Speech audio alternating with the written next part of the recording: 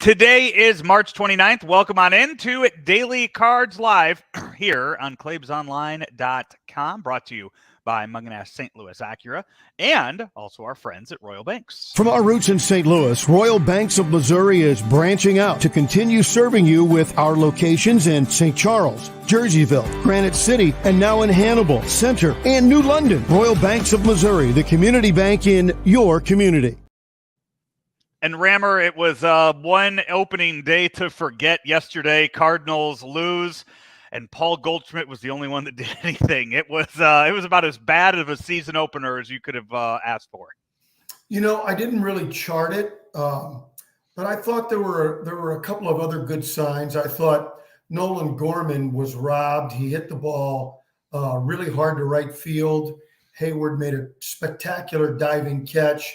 It's not the same as getting a hit, but that was really a good swing on a tough pitcher. Victor Scott got on, stole a base easily, just a tiny peek into what could be possible if he can get on base consistently. So I was disappointed that there wasn't any more offense from the Cardinals, but I don't think it was, for me, a total wash.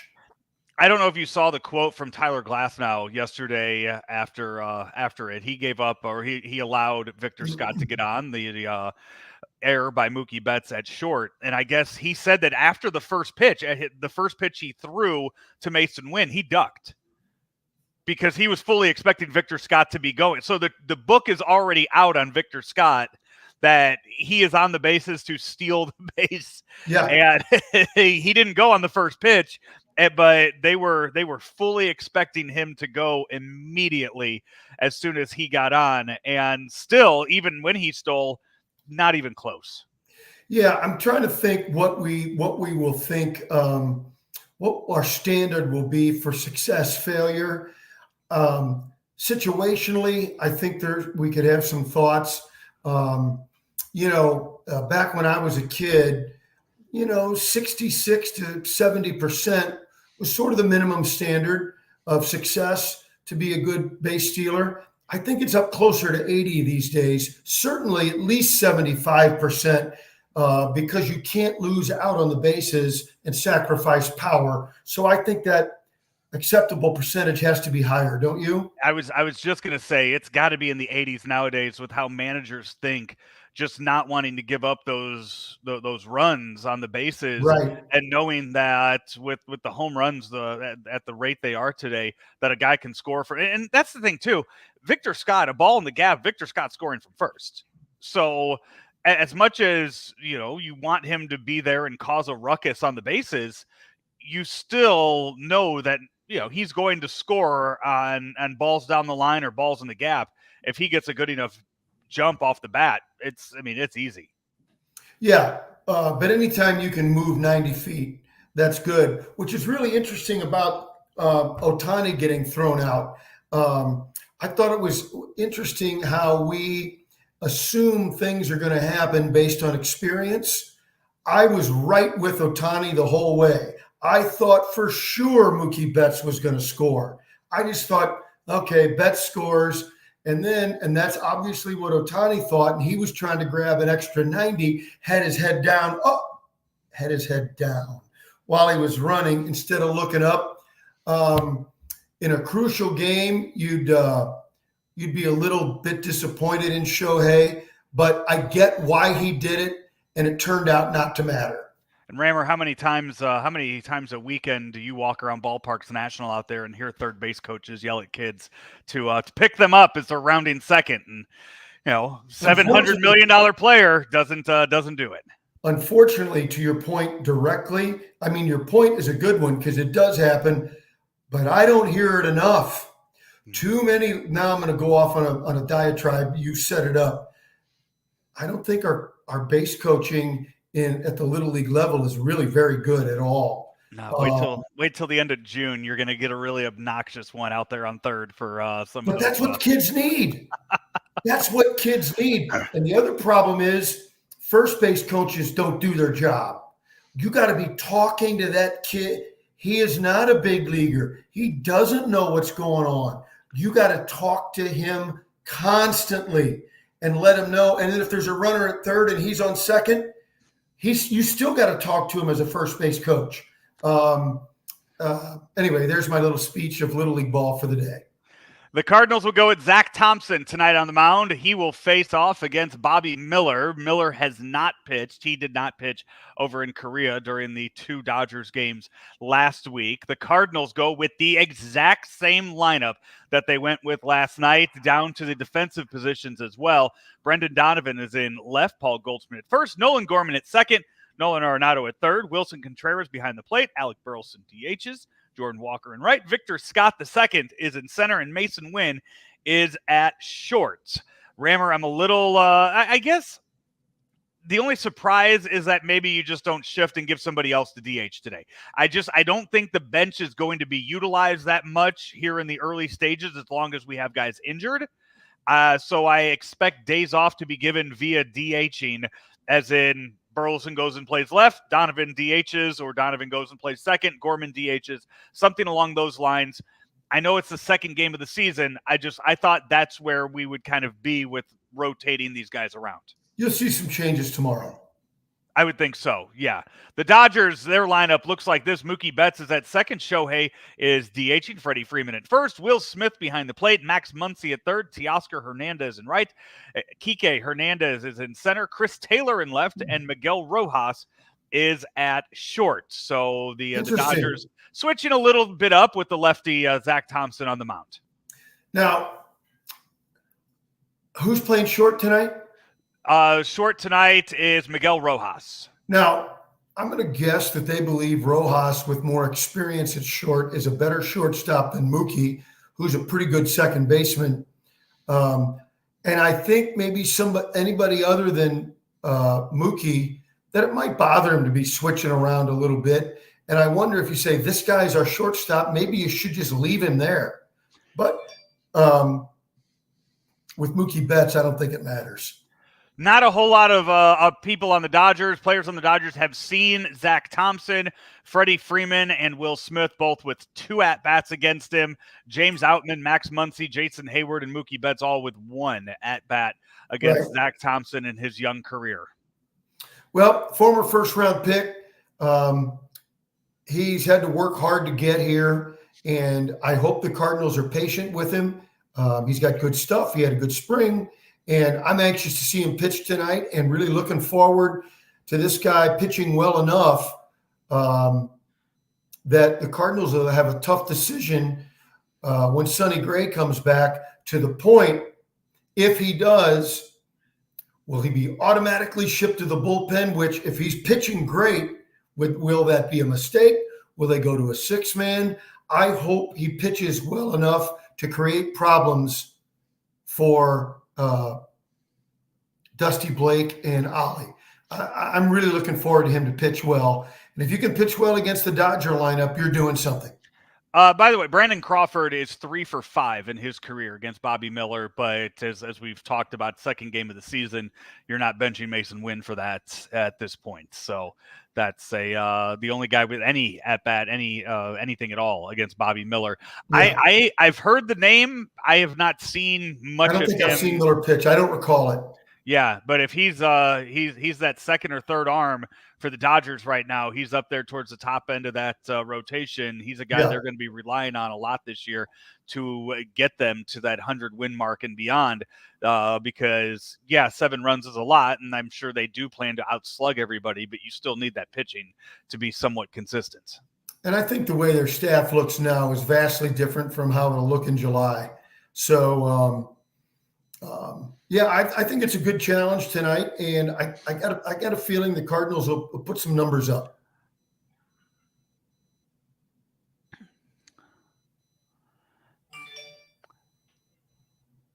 Did I lose Rammer you? late? Yep. Go ahead.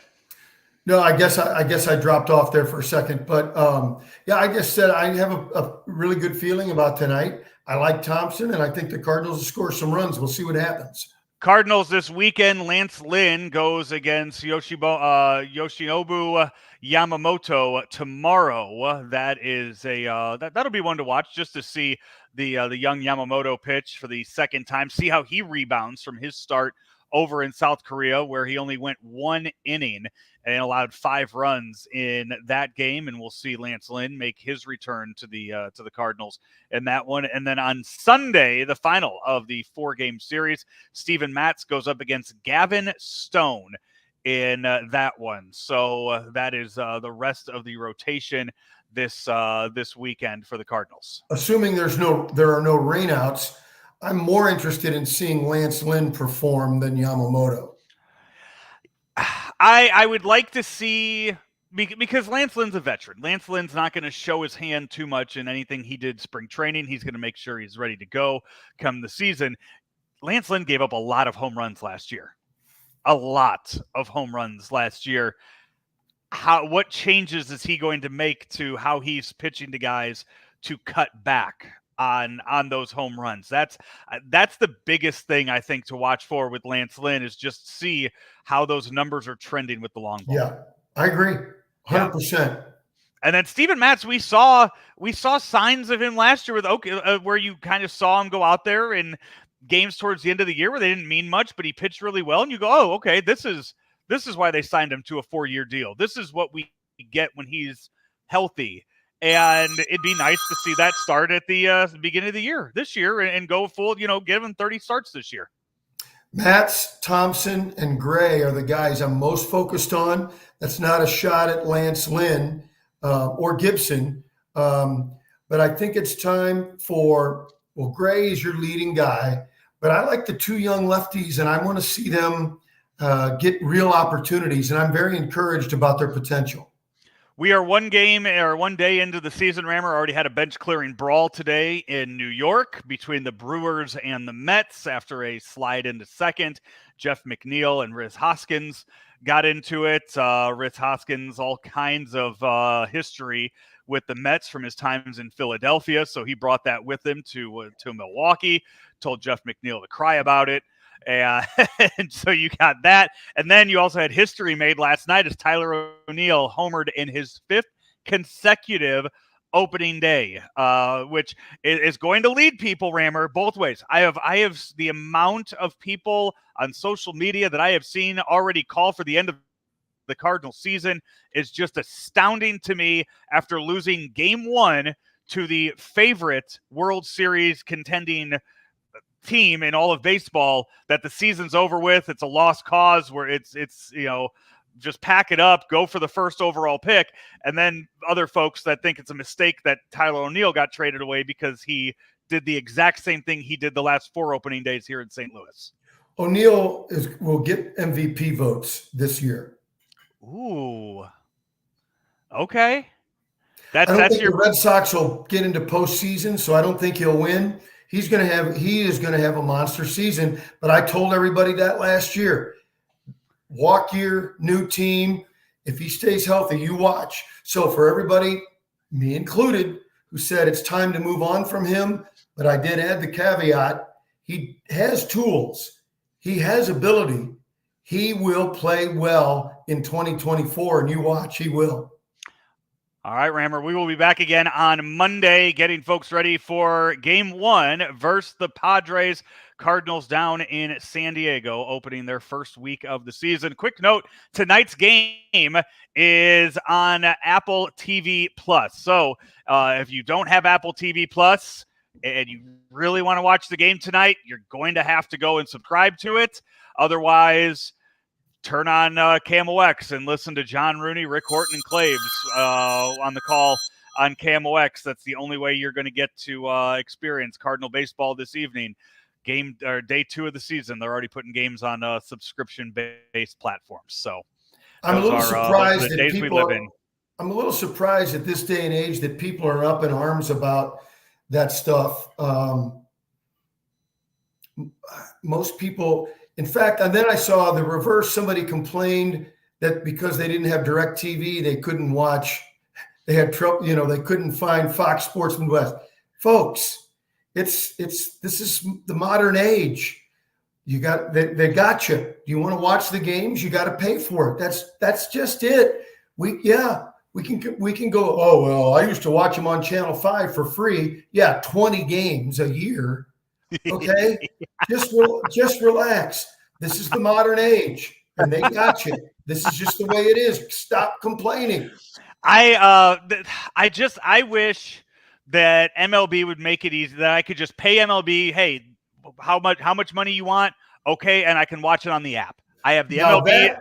That's a good solution. I would just like that. I was able, the way I had to watch the game yesterday, I had to watch whatever the equivalent the MLB app, whatever their equivalent was to the Red Zone channel. Yeah. I watched that yesterday, and it was in one of the 4 boxes. The Cardinal Dodger game, until it got way out of hand, was pretty much in there at all points because you wanted to see the stars in the game. So that's how I had to watch it yesterday. And I do, and I'm not an expert on access, but I'm told that the Bally's app is not real user friendly, and so that could be a problem for folks. Your solution would be a good one, but then that cuts into local television rights, and it's a mess. But if you really want to watch, you can find the games. If you subscribe to the Bally app, you do not get Cardinal baseball. You still have to have Spectrum or DirecTV to be able to watch it on the Bally app. You can watch Pacers games, Grizzlies games, and Blues games, but you cannot watch Cardinal games. And it's the main reason. There are a couple of others, but it's the main reason I kept the lowest package I could keep and still have Bally's. I came very close to signing up for something called Fubo yesterday. Fubo, something like that, just to watch the games. I did not. I ended up doing the little box thing, and tonight I'll probably just put it on the radio and listen to Camel X on the call for tonight. It's a great crew. We are brought to you each and every day by Royal Banks of Missouri and Munganass St. Louis Acura. I believe Claibs and I are going to be out at one of the Munganass locations next week when he is back in town, when the Cardinals have their first homestand of the season, bringing back our Munganass Lunch Show remotes. You can find them online at stlouisacura.com or at altontoyota.com. See all the cars that they have there on stock, new and used, at either one of those websites, stlouisacura.com, altontoyota.com. Until Monday, he is Bob Ramsey. I'm Joe Roderick. This has been Daily Cards Live here on Claibs Online. A swing and a long drive. It's a goaler in the Cardinal bullpen. I'm a superpower. Yeah. Stand tall. Raise strength from within me. Work hard till I die, to the top, take it with me. No heights in my greatness. Now I'm free from the limits, I can fly